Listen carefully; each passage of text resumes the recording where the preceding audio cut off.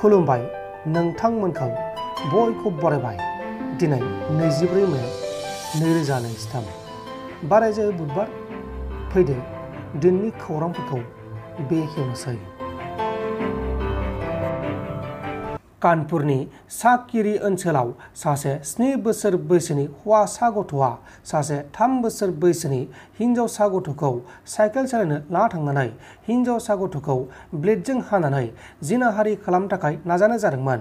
उनाव हिनजावसा गथ'आ होसिख्रावनायाव साखाथिनि मानसिफोरा फैनायाव दायनिगिरि हौवासा गथ'आ खारखोमालांदों आरो हिनजावसा गथ'खौ मानसिफोरा रैखा खालामनानै न'खरनि मानसिनो खौरां हरनाय जादों आरो हिनजावसा गथ'खौ जोखोम जानाय थासारियाव फाहामसालिसिम दैथायहरनाय जादों आरो दायनिगिरिखौ थाबैनो हमनानै आयेननि बायदि साजायनाय जागोन होननानै पुलिसआ फोसावनाय जादों।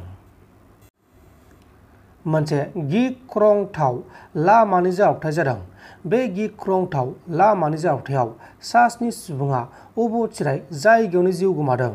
नागपुर आरो पुनेनि राजा लामायाव गंसे बास गारिजों आरो गुबुन गंसे ट्राकजों सौदावनानै जाब्रबथाय जानानै 7 सुबुङा जायगायावनो जिउ गोमानायजों लोगोसे गुबुन 3 सुबुङा गोब्राब जोखोम जादों। बे समाव जोखोम जानायफोरखौ फाहामसालियाव फाहामथायगासिनो दङ। बास गारिया जेब्ला पुने साइडनिफ्राय बुलढाना फारसे थांगासिनो दंमोन अब्लानो गंसे ट्राक गारिया उल्था साइडनिफ्राय फैनाय समाव बे जाथाया जादों। दा बे जाथायनि सायाव नायबिजिरनाया सोलिगासिनो दङ।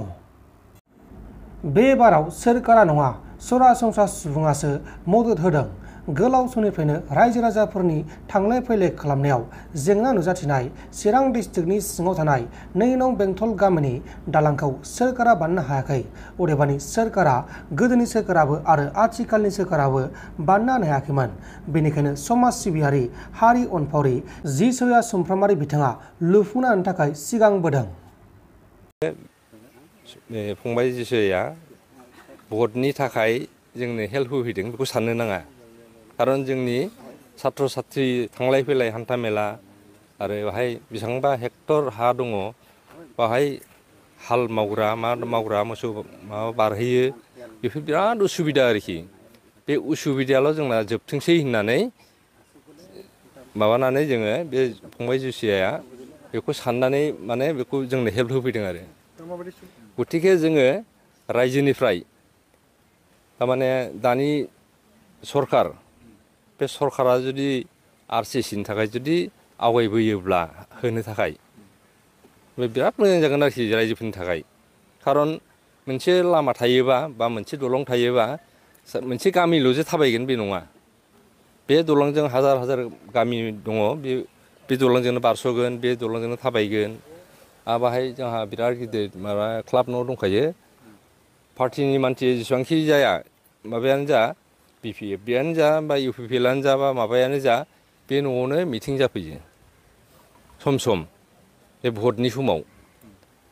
ओमफ्राय बे लामाजोंनो फैनांगौ आरो दस्रा लामाजों माबा फैनांगौ जायोब्ला एकदम मथा मथि 2 किल'मिटार गिदिंना फैनांगौ जायो।